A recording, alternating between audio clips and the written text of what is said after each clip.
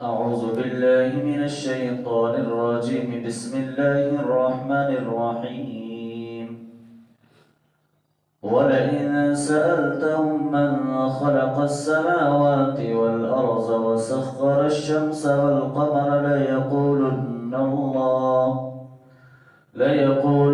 الله فأنى يؤفكون. الله يبسط الرزق لمن يشاء من عباده ويقدر له إن الله بكل شيء عليم. ولئن سألتهم من نزل من السماء ماء فأحيا به الأرض من بعد موتها ليقولن الله قل الحمد لله بل أكثرهم لا يعقلون. وما هذه الحياة الدنيا إلا لهو ولعب وإن الدار الآخرة لهي الحيوان لو كانوا يعلمون.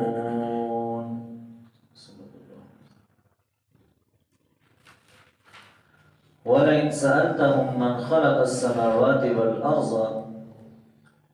اور اگر آپ ان سے سوال کریں کہ کس نے پیدا کیا آسمانوں اور زمین کو، وَسَخَّرَ الشَّمْسَ وَالْقَمَرَ، اور مسخر کیا سورج اور چاند کو، لَيَقُولُنَّ اللَّهُ، تو وہ ضرور کہیں گے کہ اللہ نے، فَأَنَّى يُؤْفَكُونَ، تو پھر یہ کہاں الٹے جو ہے وہ پھر رہے ہیں۔ یہاں پر اللہ تعالیٰ نے نبی اکرم صلی اللہ علیہ وسلم سے کہا کہ اگر آپ ان مشرکین مکہ سے، کفار سے بھی پوچھیں کہ جو آسمانوں اور زمین کو پیدا کیا گیا ہے، ان کو بنانے والا، سورج چاند کو بنانے والی ذات وہ کون سی ہے، تو وہ بھی یہی جواب دیں گے کہ ان کو بنانے والی ذات جو ہے وہ اللہ ہی کی، یعنی اللہ کے اوپر وہ بھی ایمان رکھتے تھے، یہ اس بات کو وہ تسلیم کرتے تھے کہ اس کائنات کو بنانے والا، یہ سب چیزیں بنانے والا اللہ کی ذات ہے، لیکن اصل جو بات ہے کہ وہ اس کے ساتھ ساتھ شریک ٹھہرا دیتے تھے، کہ اللہ کے ساتھ جو وہ گئے شریک ٹھہرا دیتے اور شرک کی طرف جو وہ چلے جاتے۔ تو اس لیے اللہ نے کہا کہ جب یہ اس بات کو، اس حقیقت کو مانتے ہیں، تسلیم کرتے ہیں کہ آسمانوں اور زمین کو، کائنات کو پیدا کرنے والی ذات اللہ کی ہے، پھر یہ آخر جو ہے وہ کس طرف، پھر اس کے بعد جو ہے الٹے جو ہے وہ کیوں پھر رہے ہیں اور حقیقت میں جو ہے وہ تسلیم کیوں نہیں کر رہے۔ اللہ یبسط الرزق لمن یشاء من عباده ویقدر له، اور اللہ کشادہ کرتا ہے رزق اپنے بندوں میں سے جس کو چاہتا ہے، جس کے لیے چاہتا ہے، ویقدر له، اور جو وہ کچھ کو جو ہے وہ نبت اللہ، یعنی ایک مقدار کے مطابق جو ہے وہ دیتا ہے۔ ان اللہ بکل شیء علیم، بے شک اللہ تعالی ہر چیز کا علم رکھنے والا ہے۔ کہ یہ مشرکین مکہ بھی اعتراض کرتے تھے، وہ بھی یہ کہتے تھے کہ اچھا آپ اگر اتنے ہی اللہ کو ماننے والے ہیں، اتنے ہی اللہ کو جو ہے وہ قریب ہیں اس کے، تو پھر آخر یہ مسلمانوں کے اندر یہ کمزور اور غریب لوگ کیوں ہیں، یہ آخر ایسا کیوں ہے؟ تو یہ اس بات کا اللہ تعالیٰ نے جواب دیا کہ یہ اللہ کی مرضی ہے کہ اللہ بعض لوگوں کو زیادہ رزق دے کے آزماتا ہے اور بعض کو جو ہے وہ کم دے کے آزماتا ہے۔ کسی کے لیے رزق جو ہے وہ کشادہ کر دیتا ہے کہ آیا دیکھتا ہے کہ وہ اس کے بعد بھی اللہ کو یاد کرتا ہے یا نہیں، اور کسی کو ایک مقدار کے مطابق جو ہے وہ دیتا ہے۔ لہذا یہ ساری چیزیں اللہ کے علم کے اندر ہیں، یہ سب وہ جانتا ہے۔ یہ ظاہر ہے جسے دیکھیں بعض اوقات زیادہ مال و دولت انسان کو رب سے دور کر دیتی ہے،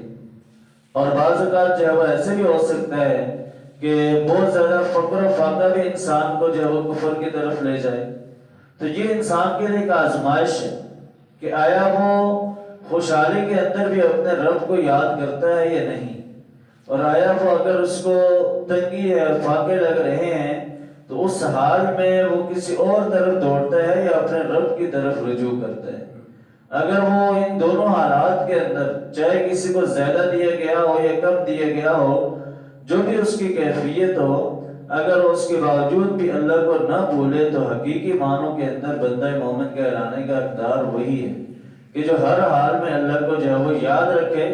اور چاہے حالات جیسے بھی ہوں ہر حال کے اندر اللہ کا جو ہے وہ شکر ادا کرتا رہے۔ وَلَئِن سَأَلْتَهُم مَّن نَّزَّلَ مِنَ السَّمَاءِ مَاءً، اور اگر آپ ان سے سوال کریں کہ کس نے نازل کیا، کس نے اتارا آسمان سے پانی، فَأَحْيَا بِهِ الْأَرْضَ مِن بَعْدِ مَوْتِهَا، اور اس کے ذریعے زمین کو زندہ کیا اس کے مردہ ہونے کے بعد، لَيَقُولُنَّ اللَّهُ، تو وہ ضرور کہیں گے کہ اللہ ہی، کہ یہ ظاہر ہے یہ سب جانتے ہیں۔ آج اگر دنیا کے اندر بڑی ترقی ہوئی ہے، سائنس سے بڑی ترقی کی ہے، لیکن وہ کوئی بھی ایسی بات نہیں کہے گا کہ بارش جو ہے میں نازل کر سکوں۔ بارش جو ہے وہ ان کے لیے اتارنا، جس طرح اللہ تعالیٰ جو ہے آسمان سے پانی اتارتا ہے، ایسا کسی انسان کے بس کی بات نہیں۔ تو اس لیے کہا کہ اگر آپ ان سے سوال کریں کہ یہ بارش برسانے والی ذات، زمین کو مردہ ہونے کے بعد اس کو زندہ کرنے والی ذات وہ کون سی ہے، تو وہ ضرور کہیں گے کہ اللہ ہی ہے۔ قُلِ الْحَمْدُ لِلَّهِ، کہہ دیجئے تمام تعریفیں اور شکر جو ہے وہ اللہ ہی کے لیے ہے۔ بل اکثرهم لا يعقلون، بلکہ اکثر ان میں سے جو ہے وہ عقل نہیں رکھتے۔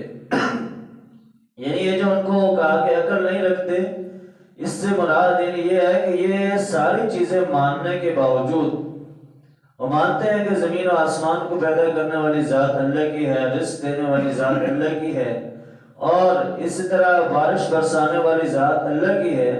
لیکن یہ سب باتیں ماننے کے باوجود، جاننے کے باوجود پھر بھی کیا ہے، وہ راہ راست پر نہیں آ رہے۔ تو یہ ظاہر ہے وہ بے وقوفی کر رہے ہیں، جب وہ کم عقلوں والا کام کر رہے ہیں۔ اس لیے کہا کہ اکثر ان میں سے عقل نہیں رکھتے، کہ اکثر کو جو ہے وہ سمجھ بوجھ نہیں ہے۔ اگر یہ سمجھ بوجھ ہوتی تو وہ اللہ کے علاوہ کسی اور طرف جو ہے وہ ہرگز نہ جاتے۔ وَمَا هَذِهِ الْحَيَاةُ الدُّنْيَا إِلَّا لَهْوٌ وَلَعِبٌ، اور یہ جو دنیا کی زندگی ہے یہ سوائے کھیل اور تماشے کے اور کچھ نہیں۔ وَإِنَّ الدَّارَ الْآخِرَةَ لَهِيَ الْحَيَوَانُ، اور بے شک آخرت کا جو گھر ہے، اصل حقیقی گھر جو ہے وہ وہی ہے۔ لَوْ كَانُوا يَعْلَمُونَ، کاش کہ وہ جان لیتے کہ دنیا کی زندگی کو کھیل تماشا اس لیے کہا ہے کہ دنیا کے اندر انسان آیا ہے اور اس نے ایک وقت گزارنا ہے، اور اگر وہ دنیا کی زندگی میں مگن ہو جائے گا، اپنے رب کو بھول جائے گا، تو کل آخرت کے اندر اس کے لیے کوئی حصہ نہیں ہو۔ یعنی یہ بھی ہو سکتا ہے کہ دنیا کے اندر جو بادشاہ بنا رہا ہو، کل آخرت کے اندر وہ اعمال کے لحاظ سے خالی ہاتھ وہاں پر کھڑا ہو۔ تو اس لیے کہا کہ دنیا کی زندگی ہے، اس کو ترجیح مت دو، اس کو جو ہے وہ اس کے جو ہے وہ ترجیح نہ دیں، اس کے پیچھے مت جائیں۔ اصل فکر جو ہے وہ آخرت کی کرنی ہے کہ جو حقیقی گھر ہے، جو اصل گھر ہے، جیسا نبی صلی اللہ علیہ وسلم حدیث کا مفہوم بھی ہے کہ اگر دنیا کی حقیقت ایک مچھر کے پر کے برابر بھی ہوتی اللہ کے ہاں، تو اللہ تعالیٰ پھر کسی کافر کو، کسی انکار کرنے والے کو پانی کا ایک گھونٹ تک نہ دیتے۔ لیکن یہ کیا ہے کہ یہ کوئی حقیقت نہیں ہے دنیا کی۔ دنیا تو ظاہر اللہ تعالیٰ نے بنائی ہے ایک آزمائش کے لیے، امتحان کے لیے، کہ دیکھے کہ کون جو ہے وہ اللہ کے احکامات کے مطابق چلتا ہے اور کون جو ہے وہ نافرمانی کرتا ہے۔ اس لیے کہا کہ لو کانوا یعلمون، کاش کہ وہ جان لیتے، کاش کہ وہ اس بات کو جو اپنے پلے باندھ لیتے، کاش ان کو یہ بات سمجھ آ جاتی کہ یہ جو ہم کر رہے ہیں، یہ انسان اگر اپنی زندگی کے اوپر غور کرے، یہ جو ہم صبح شام لگے ہوئے ہیں، دونوں ہاتھوں سے کمائی کی جو ہے وہ کوشش کے اندر لگے ہوئے ہیں، اور اس کمائی کے دوران اپنے رب کو بھول جاتے ہیں، جو رب جس نے کہا ہے کہ رزق میرے ذمہ ہے، ہم اس رزق کی تلاش میں رازق کو بھول جاتے ہیں، اور عبادات کو اور ان چیزوں کو بھی نظر انداز کر کے ہم سمجھتے ہیں کہ ہمارا کاروبار جو ہے وہ چلنا چاہیے، اس کے پیچھے لگے رہتے ہیں، اور نماز کا وقت گزر جائے ہمیں کوئی پرواہ نہیں ہوتی۔ تو اس لیے کہا کہ دنیا کی زندگی کے اندر جتنا زیادہ اس کے پیچھے بھاگو گے، اتنا زیادہ یہ دنیا جو ہے وہ تمہیں اور بھگائے گی اپنے پیچھے پیچھے، اور یہ تمہارے ہاتھ نہیں آنے والی۔ تو اس لیے یہ حقیقی معنوں کے اندر اہل ایمان، بندہ مومن وہی ہے کہ جو آخرت کی فکر کرے، جو آخرت کو جو ہے وہ اپنی نظروں کے سامنے رکھے اور اس کے لیے جو ہے وہ تیاری کرے۔ تو ان آیات کے اندر جو ہمارے لیے پیغام ہے کہ واضح طور پر موجود ہے کہ اس کائنات کا جو رب ہے وہ اللہ ہی کی ذات ہے، اسی کے اوپر توکل اور بھروسہ کرنا ہے اور اسی کے جو احکامات کے مطابق چلنا ہے تو ہم کامیاب ہوں گے۔ اور دنیا کی زندگی کے پیچھے پڑ کے آخرت کو بھول جانا یہ سب سے بڑی بے وقوفی ہے،